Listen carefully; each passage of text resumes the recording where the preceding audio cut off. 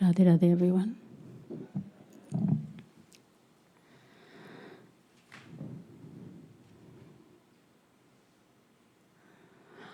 Anand manand karap prasannam premaswarupam brajbhavayuktam yogendramidhyam bhavarogavaidyam gurum kripalum pranamami nityam vande navaghanashyamam pītakausheyavāsasam sānandam sundaram shuddham Shri Krishnam Prakriteha Param Namah Kamalena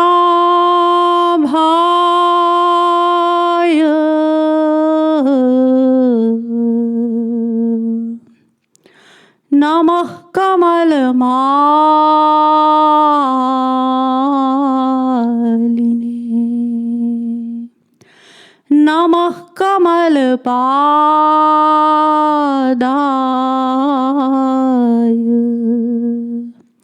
Namaste Kamalekshana Yo Brahmanam Vidhati Purvam Yo vai Vedascha Prahinoti Tasmai Tagvam Ha Devamatma Buddhi Prakasham Mumukchuravai Sharanamaham Prapadye.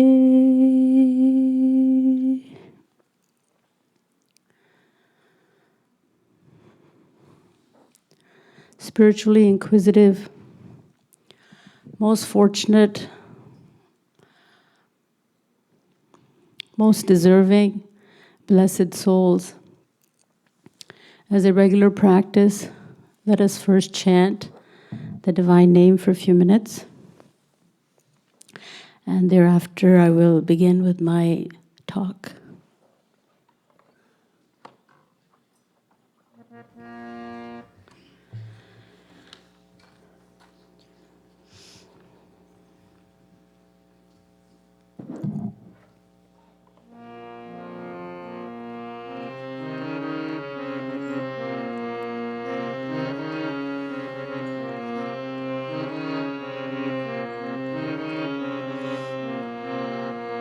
Jai Jai Nanda Nanda Braj Chanda Anand Kanda Govinda Jai Jai Nanda Nanda Braj Chanda Anand Karanda Govinda Jai Jai Nanda Nanda Braj Chanda Anand Kanda Govinda Jai Jai Nanda Nanda चंदा आनंद कंदा गोविंदा जय जय गोविंदा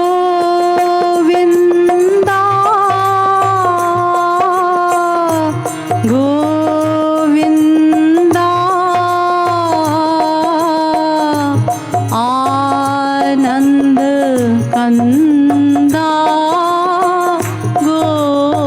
गोविंदा जय जय गोविंदा गोविंदा आनंद कंदा गोविंदा जय जय नंद नंदा ब्रज चंदा आनंद कंदा Govinda Everyone clap your hands please. नंद नंदा ब्रज चंदा आनंद कंदा गोविंदा जय जय गोविंदा गोविंदा यशोमती नंदा गोविंदा जय जय गोविंदा गोविंदा यशोमती नंदा गोविंदा यशोमती नंदा गोविंदा जय जय यशोमती नंदा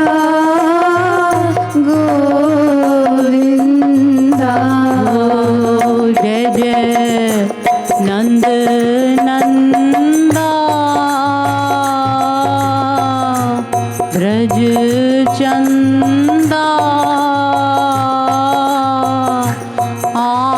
आनंद कंदा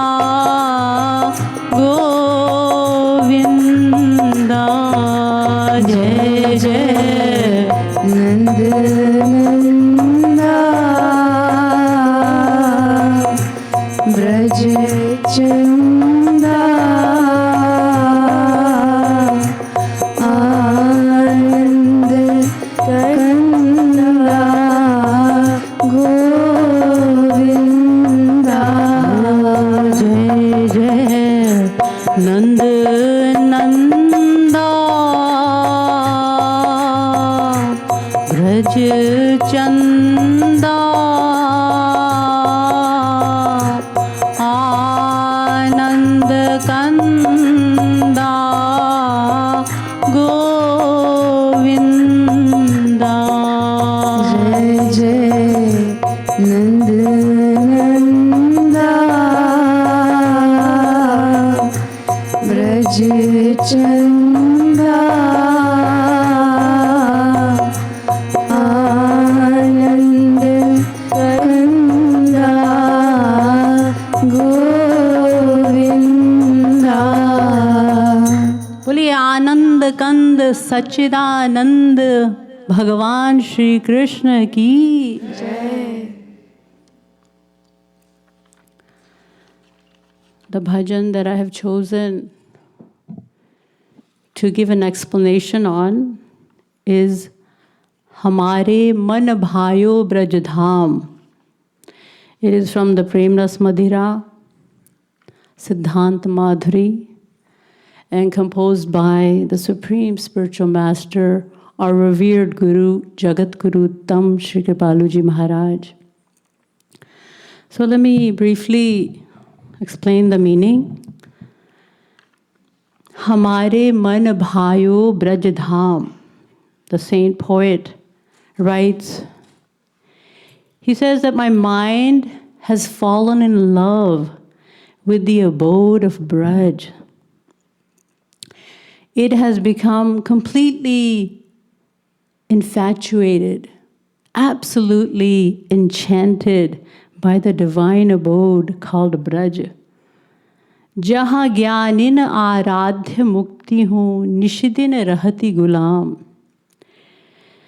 It is the holy place where even liberation, mukti, in embodied form, which is revered and desired by the Gyanis, those knowledgeable ones on the path of knowledge, even mukti renders service in this divine abode. Pani bharati bani paniharini nidarat hum braj bham. And furthermore, despite there are 4 other types of muktis, 4 other types of liberation that one can attain, and the other types, despite being insulted by the gopis in Braj, these 4 types of liberation, namely Salokya, Sarupya, Samipya, Sayujya,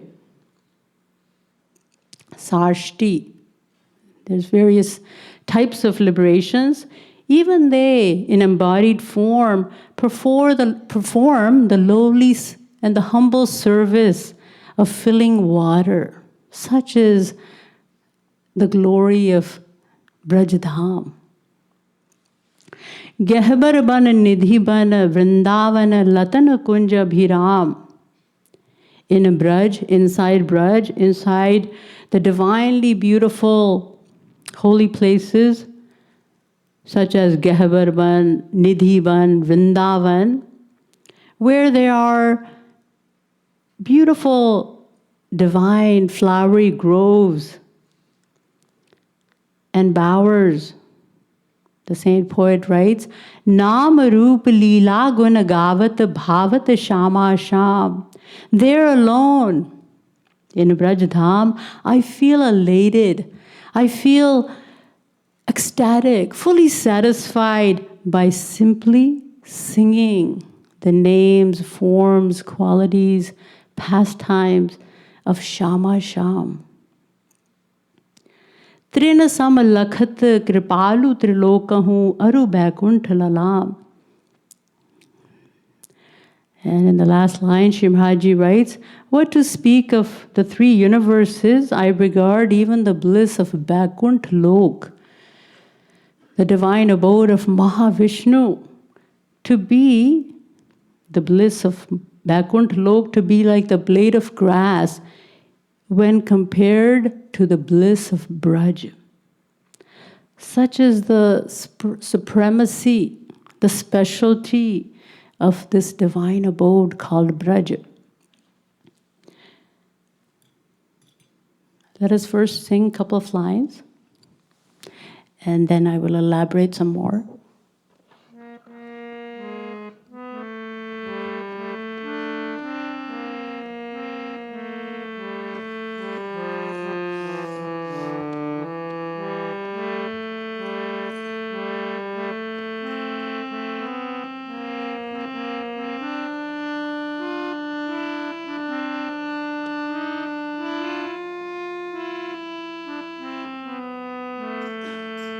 मन भायो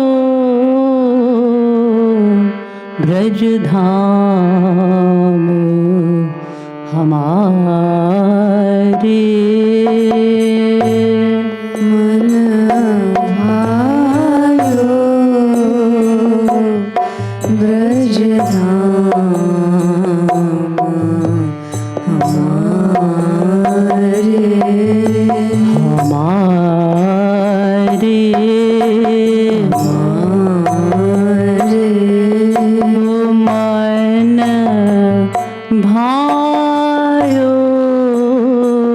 सखी मन भायो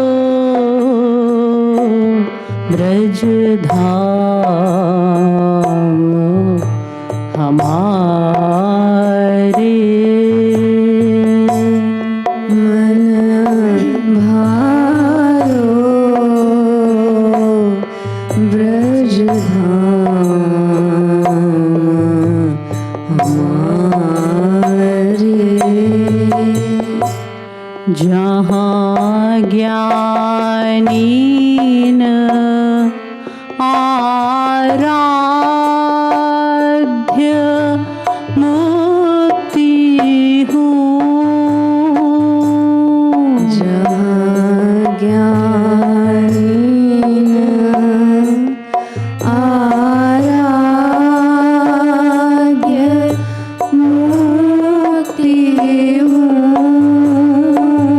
निषिदिन रहती गुलाम हमारे निषिदिन रहती गुलाम हमारे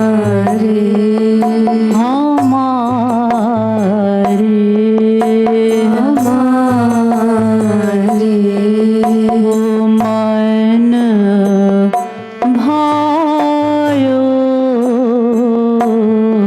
ब्रज धाम हमारे मन भायो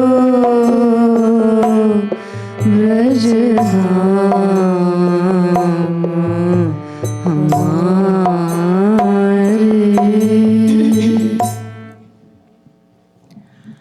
So rendering an explanation on this bhajan, Man Bhayo Braj Dham Hamare, is to render an explanation on the glory, on the uniqueness and the specialty of Braj Dham, the divine abode of Braj, where God, in the form of Shri Krishna, bestowed the highest and the purest form of divine love bliss upon the deserving and realized souls. But first, let us briefly reflect on the philosophy behind it. Only then will you gain a true understanding of its uniqueness, its beauty, its extraordinary nature, how wonderful it really is. And at the same time, you will get an opportunity to listen to and relish some of the sweetest pastimes performed by Shri Krishna in Braj Dham. The Vedas tell us, so listening attentively, it requires your full attention. In the Devi Bhagavad Puran, it is written, Margastrayo me vikhyata moksha praptau nagadhip karma yogo jnana yogo bhakti yogascha sattama. The Devi Bhagavad Puran tells us that there are three main paths leading to God. There are three main ways to attain God. And they are the path of action, karma yoga, the path of knowledge, Gyan yoga, and the path of devotion, Bhakti yoga. So let us first take a brief look at karma yoga. What do the Vedas say about karma yoga in a nutshell? Dharmo mad bhakti krit proktaha. The Bhagavad states that only those actions performed in a devotional spirit to God can lead us Godwards. All other actions regardless of how virtuous or how pious they may be, they can only offer us heavenly gratification. And as you know, the pleasures of heaven are temporary and limited. Moreover, the Bhagavad states that even a properly performed Vedic ritual, that is, any type of religious ritual, religious worship, is worthless if it does not produce love for God in your heart. Veda Vyas has defined the term karma beautifully in just 1/4 of a Sanskrit shloka. Tat karma haritosham yat. He says karma is that which leads, which conduces to the pleasure of Sri Hari. In other words, actions dedicated in loving devotion or in devotional service to God with the aim to please Him are true actions, are true karma. All other actions, though they may be performed with the strict observance of scriptural rules and regulations, are useless if they do not include devotion to God.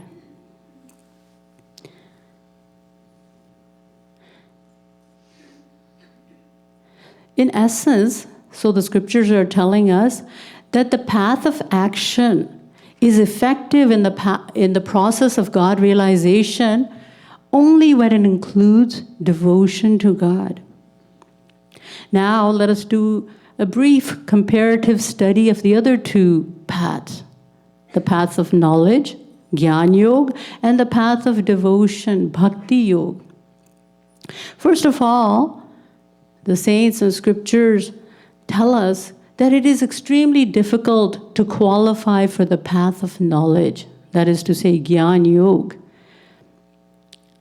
They tell us that only one who has complete control over his senses and mind, and only one who is completely purified at heart already, and only one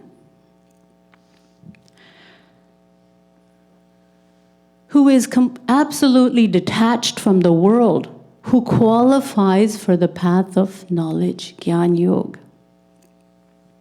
Even Adi Jagadguru Shankaracharya, the leader of the Gyanis, the leader of the non-dualists, admits in Shankar Bhashya, he states, Murtam Chaiva Murtam Dveva Brahmano Rupe Ityupanishatayorva Dvau Bhaktau Bhagavadupadeshtau Kleshada Kleshadva Mukti Syade Tayor Madhye.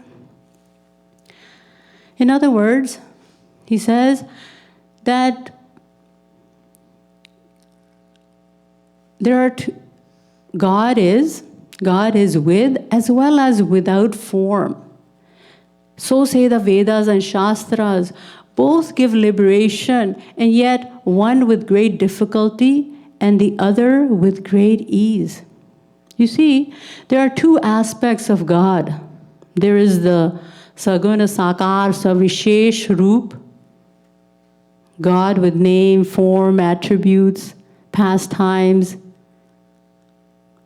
etc., worshipped by the devotee. And then there is the impersonal aspect of God, Nirakar, Nirgun, Nirvishesh Roop, God, the formless God, God without name, form, attributes, etc., worshipped by the Gyani. So the Gyani worships God, the impersonal Brahma, with the aim to merge into Him, to attain oneness with Him. And the devotee, on the other hand, worships the personal God and experiences a unique bliss in loving devotion to Him and yet maintaining a separate identity from Him. And this bliss that the devotee experiences cannot be experienced in merging into God, as in the case of the Gyani. So the first point is that it is extremely difficult to qualify for the path of knowledge. On the other hand, to qualify for the path of devotion, one need not be too detached from the world, nor too attached to the world. And since all of us, we all automatically fit into this category. Therefore, as a general rule, everyone is eligible to practice devotion. It is that easy. And the second point of superiority in the path of devotion is that as the devotee walks on his path, as a devotee practices devotion and surrenders to God, he depends on the grace of God. He solely depends on God's grace, and therefore he's protected by God at every step of the way. The Gyani, on the other hand, relies solely on his own strength and efforts to tread the path. And therefore, he faces a constant danger of downfall, not only in the initial stages of his practice, but even when he has crossed the ultimate step in the path of knowledge. And the ultimate stage in the path of knowledge is Atma Gyan, the knowledge of the self. It is the stage when the Gyani fully identifies himself with his soul, and he perceives the same soul in everyone as well. The soul being the perfectly divine part and parcel of the Supreme. The Bhagavad also states, Aruhya krichrena param padam tataha patantya dhonadrita yushmadangrayah. Bhagavad. 10th canto, 2nd chapter, 32nd verse.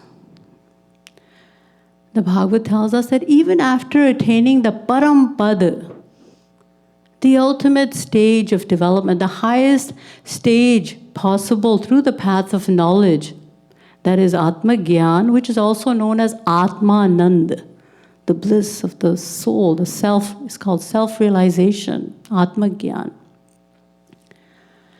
Even after attaining the Parampad, the Gyani still can fall down because he does not practice devotion to God.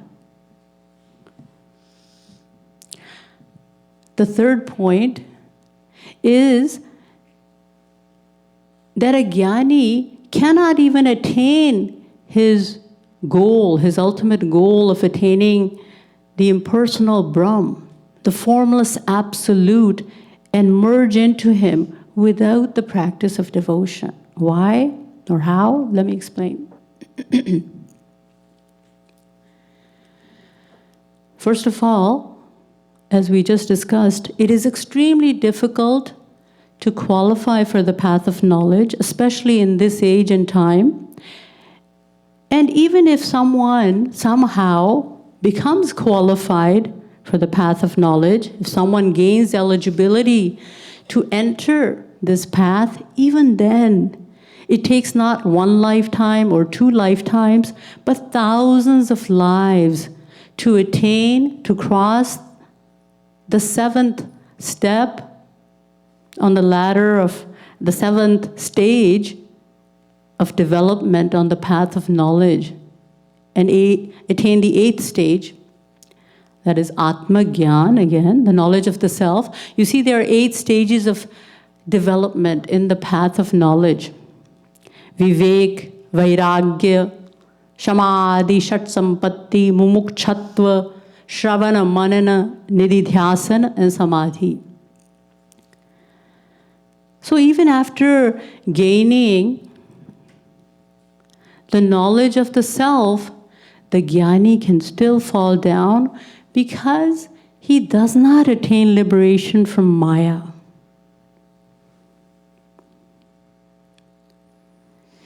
The Jnani attains only temporary liberation from the effects of the material nature, the material energy. And he gains this liberation as long as it lasts. The liberation that the Jnani attains lasts as long as he remains in his samadhi, in his deep trance. Once he comes out of his trance, Maya takes him under her control once again.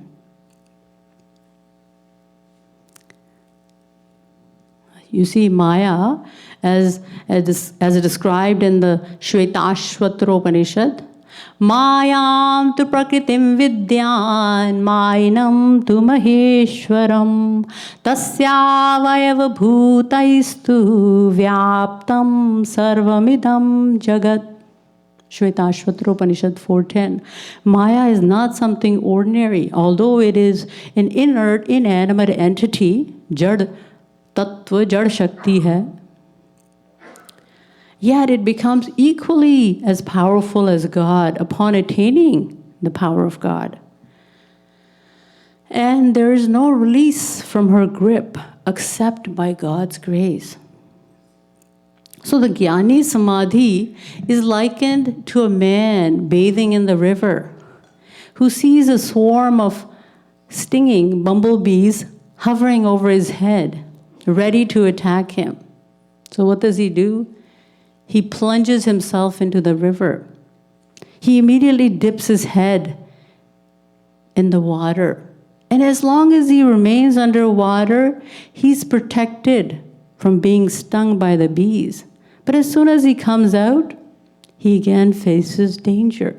So in the same way, the Jnani attains liberation from Maya as long as he remains in his deep trance. In order to be free of Maya permanently, the Jnani will have to worship God, just as the devotee does. Just as the devotee worships the personal aspect of God, the Jnani will also have to worship God and beg Him for His grace, for the attainment of His grace, His kripa. Why? Because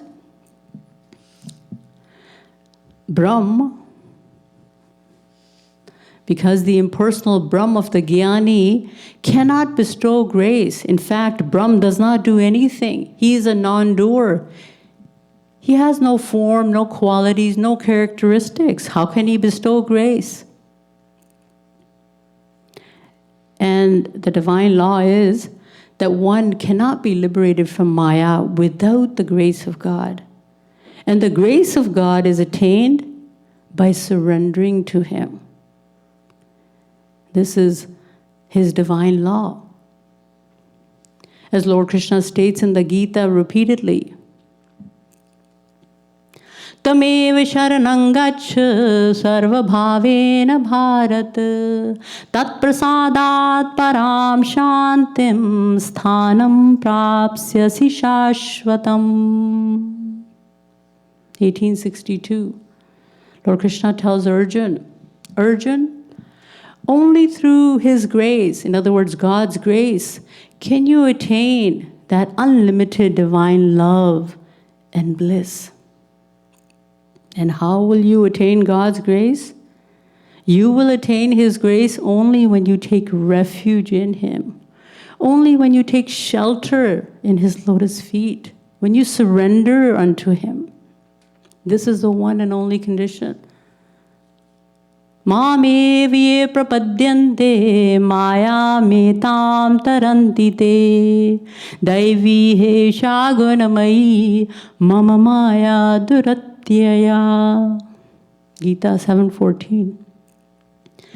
And our beloved Gurudev, Jagadguru Dham, Shri Kripalu Ji Maharaj, has summed up this profound knowledge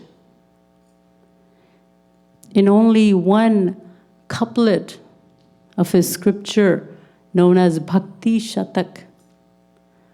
Shri Maharaj writes, Krishna कृपा बिनु जाए नहीं, मायाति बलवान राधे राधे। शरणागत पर हो कृपा, यह गीता को ज्ञान Radhe Radhe.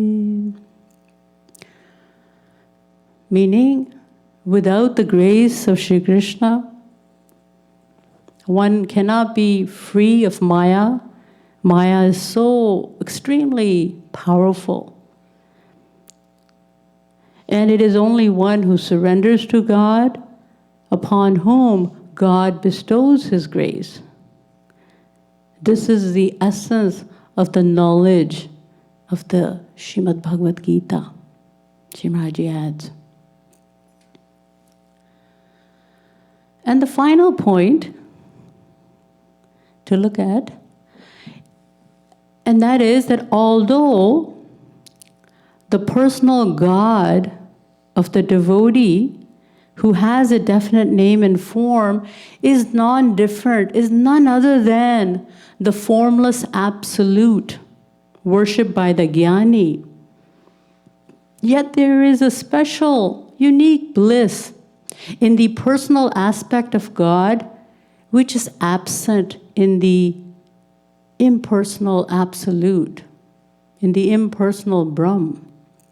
You see, the Gyani experiences God, the formless God, Brahma, only through his mind, whereas the devotee experiences, he enjoys a close and personal relationship with God and experiences Him with all his senses through his entire being.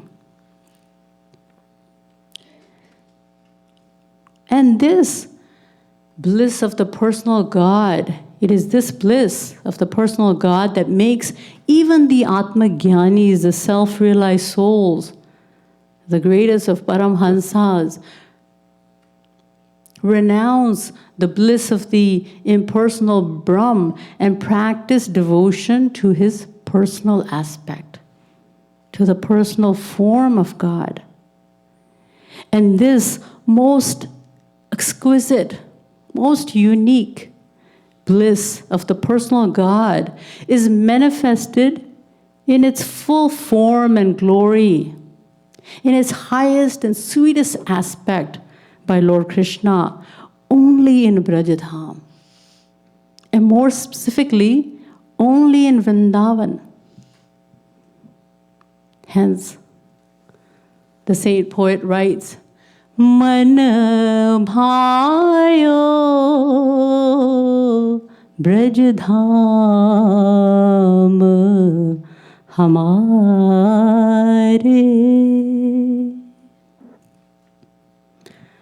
Let us sing another line.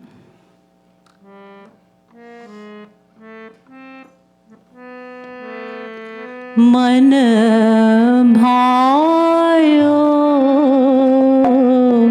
Braj Dham Hamare. Man bhayo Braj Dham Hamare. Man bhayo Braj Dham Hamare. Man bhayo Braj Dham Hamare. Hamare.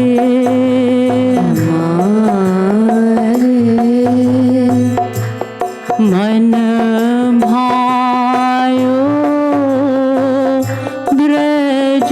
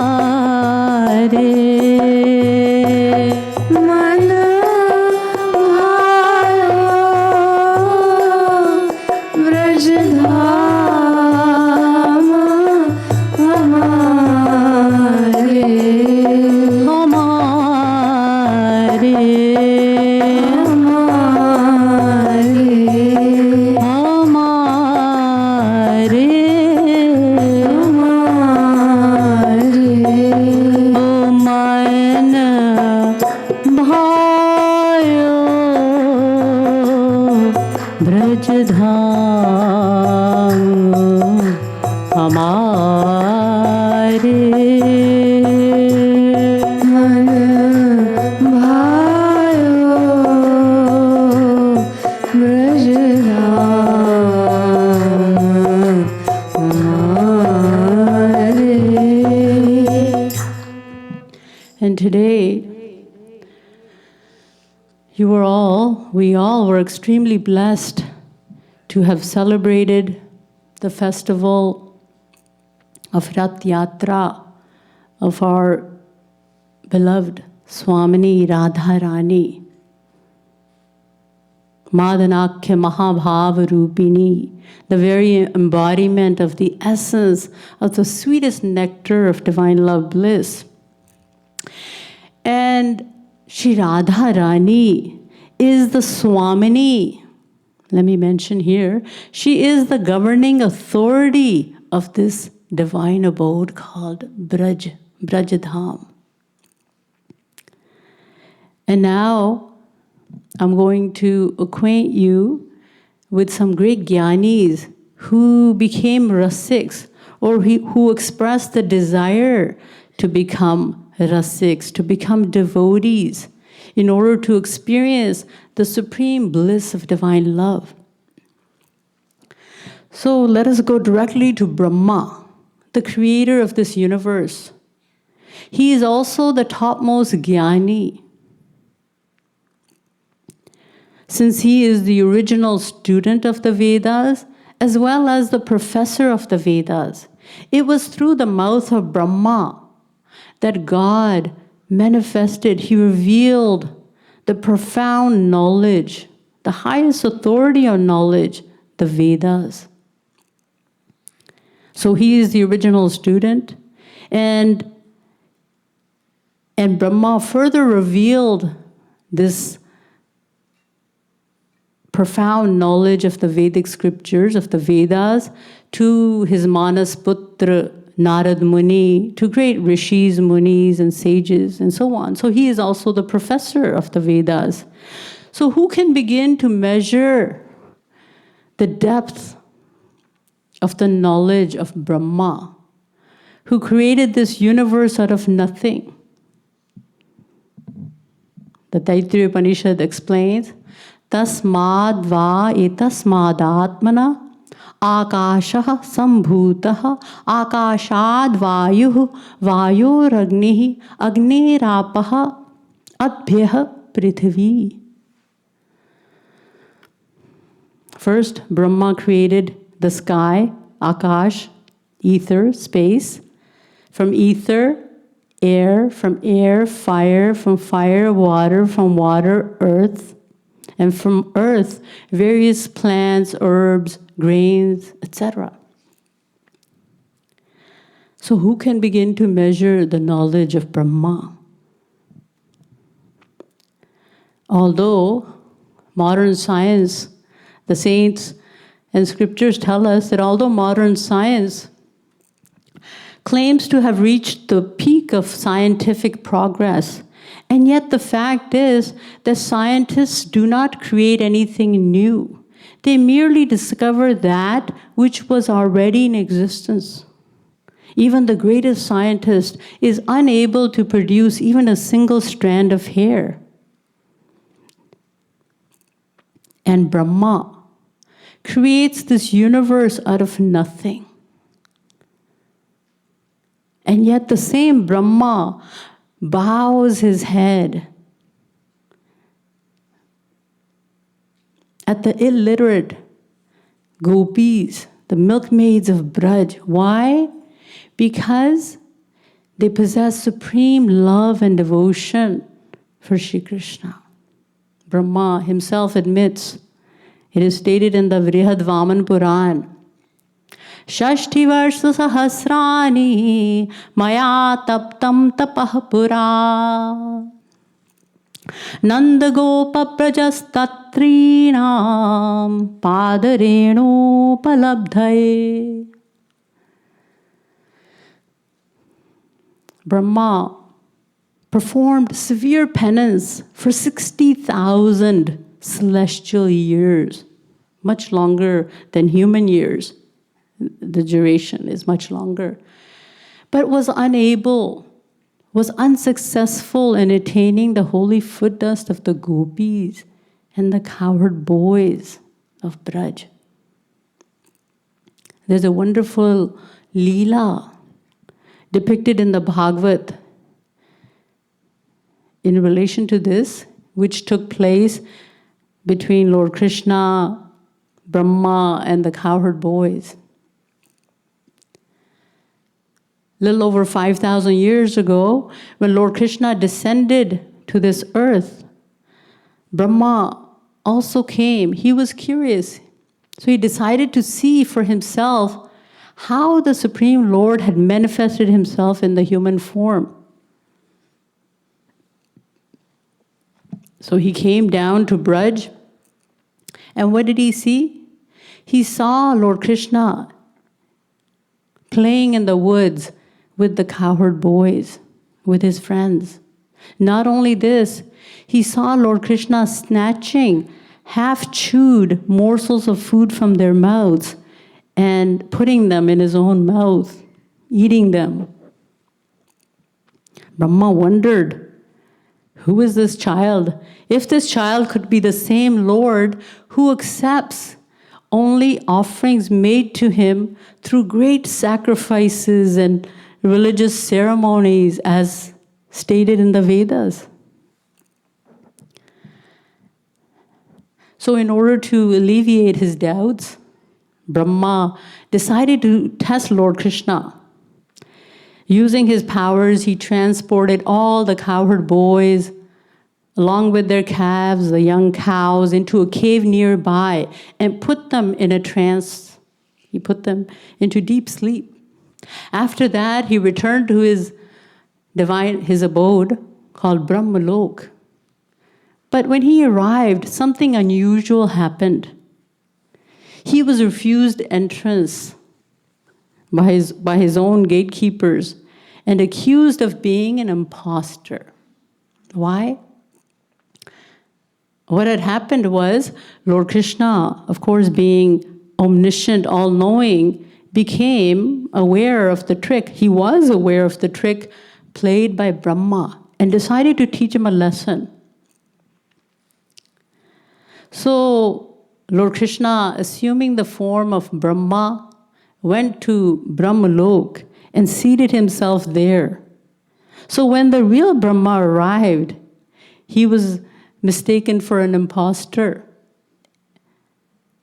and ordered to leave his own palace. The wonderful Leela. So Brahmaji, quite disturbed now by the drastic turn of events, returned to Mrityulok. He came back down on earth and found out what had happened to the cowherd boys and the calves he had imprisoned a year earlier. See, by now, a whole year had passed by human measurement. So Brahma, what did Brahma see? Brahma found Lord Krishna playing in the woods with the same cowherd boys and calves as he had seen a year earlier. So what did he do? He rushed back to the cave where he had imprisoned them, and he was shocked to see the same cowherd boys and the calves there as well, in the very same mystic trance he had left them in a year earlier. Brahma was confused. He could not understand which boys were real and which were unreal. It was then that he realized his folly, he realized his foolishness, which was that he had tried to comprehend the incomprehensible. He had tried to understand the ununderstandable, one who is beyond all understanding, logic, reason, intellect, the Supreme Lord. And coming to this realization, Brahma admitted his ignorance and surrendered to Lord Krishna once again. And once having come back to his senses, Of course, Lord Krishna, being all merciful, blessed Brahma with Divya Drishti, with divine vision. And through this Divya Drishti, Brahma saw all the calves, the young cows, and the cowherd boys as Shri Krishna's expansions. After Brahma had hidden them in the cave, you see, Lord Krishna had expanded himself into the exact number of cowherd boys and calves, so that no one in Braj would find out, would suspect what had happened. The only difference seen in Braj at that time was that the mothers of these cowherd boys found their children much more attractive than before, because they were Shri Krishna. They were Shri Krishna. And the cows also showed much more tenderness and affection towards their calves, towards the younger cows, because they were all Lord Krishna. And having found out this truth, it was then that Brahma exclaimed, he cried out, Aho bhagyam, Nanda gopa brajaukasam, yan mitram paramanandam, purnam brahma sanatanam. Bhagavad 10:14-32. He said, remarkable, most wonderful is the fortune of these cowherd boys, of these Brajvasis, the inhabitants of Braj, ruled by Nanda Baba, the chief of the cowherds, these cowherd boys whose near and dear one is none other than the Supreme Personality of God, the very embodiment of supreme bliss. Brahma then prayed to Lord Krishna, Tadastu me nath sabhuri bhago bhavetra vanyatra tu vatirashcham yena hameko pi bhavajjananam bhutva nisheve tava pad pallavam. 10:14-30 Bhagavad. He said, my Lord, I would consider it my greatest fortune to be born as a tree or a blade of grass, so that I may be blessed with the holy foot dust of these milkmaids and cowherd boys who are so dear to you. This is the condition of Brahma, the creator of the universe, one who possesses the power to create this universe out of nothing. So this was a Leela from the age of Dwapar, during the dissension period of Lord Krishna. Now let us move on to Treta Yuga, the age of Lord Ram, the dissension period of Lord Ram. Moving to Treta Yuga, we have the example of Janak, Raja Janak, the king of Mithila and the father of Sita Ji, who is of course, you know, who is non-different than Radha Rani, the eternal consort of Lord Ram. Janak was such a great Gyani, was such a great Paramhans, that he always remained absorbed in the bliss of the impersonal absolute. So much so that he had been given the title, he had earned the title of Videha. Videha means one who is oblivious of his physical presence, who's oblivious of his own physical gross body. He remains in that state, the highest state of Brahmanand. And yet, the same most self-contented, self-satisfied Janak was forcibly attracted by the transcendental, by the extraordinary beauty of Lord Ram. How did that happen? Once the great sage Vishwamitra came with Ram and Lakshman to meet Janak. As soon as Janak saw the two boys, Ram and Lakshman, he was so attracted by them that he started staring at them non-stop. He started looking at them unblinkingly. And then finally, after some time, catching a hold of himself, he asked Vishwamitra, the sage, Kahahu nath sundar do balak, muni kul tilak ki nirp kul palak. Ramayana. He said, tell me, my Lord, who are these two boys? There's so much attraction in them. Do they belong to a family of sages, or are they of a royal descent? It seems that Brahma himself, the formless God himself, whom the Vedas describe as Neti Neti, the Vedas fail to describe God. They say, no, he's not like this, he's not like this. It seems that the formless God, formless Brahma, has appeared in the form of these two boys.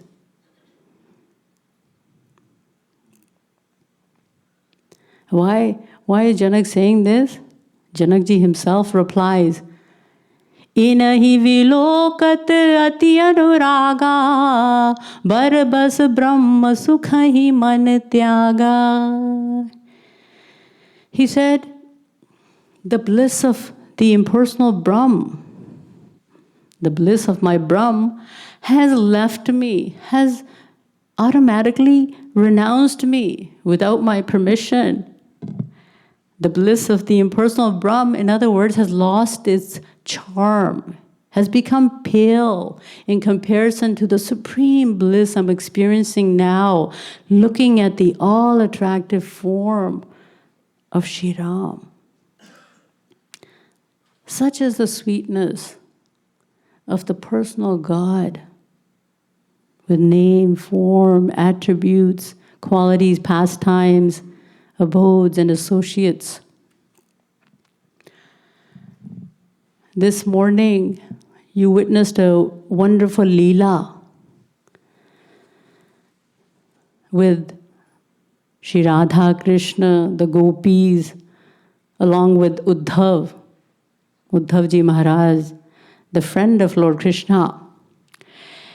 And you saw how the supreme selfless devotion of the gopis crushed Uddhav's great pride of knowledge. And this was what Lord Krishna wanted.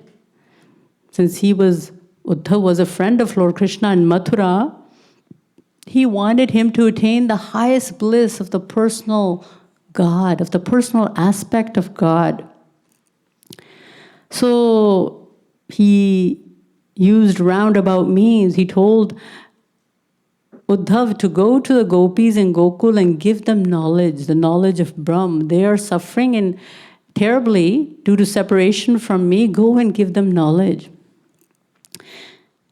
What he really meant was to go and give this dry knowledge of the impersonal Brahma, and in return, be blessed with supreme devotion. So in this way, through the gopis, Uddhav was blessed with supreme love, which is attainable, which is present only in the personal God. And upon returning to Mathura, Uddhav, how he prayed to Lord Krishna. Asamaho charan renu jusham hansyam vrindavane kimapi gulmal taushadhinam ya dustyajam swajanamarya patham chahit भेजुर्मुकुन्द पदवीं श्रुतिभिर्विमृग्याम्. Bhagavad 10:47-61. As you heard yesterday, also from other preachers, Uddhav prayed to Lord Krishna. He said, how fortunate I would be to become even a shrub, a plant, a creeper in Vrindavan, so that I may be covered with the holy foot dust of the gopis, who have severed, who have broken all bonds of worldly attachments and attained the highest state of Premanand. That is Mahabhav, as you know, Mahabhav Bhakti, which is unattainable even by the Vedas, the Vedic Shrutis. So such is the glory, such is the specialty, the sweetness of Braj Dham, of Vrindavan, where even the greatest of Gyanis and Paramhansas desire to become a shrub, a plant, or a tree, where the Supreme Personality of God in the form of Lord Krishna manifests the sweetest nectar of Divya Premanand, of divine love bliss, through the pastimes, through the Leela he performs with the gopis, be it the gopis, the cowherd boys, and so on.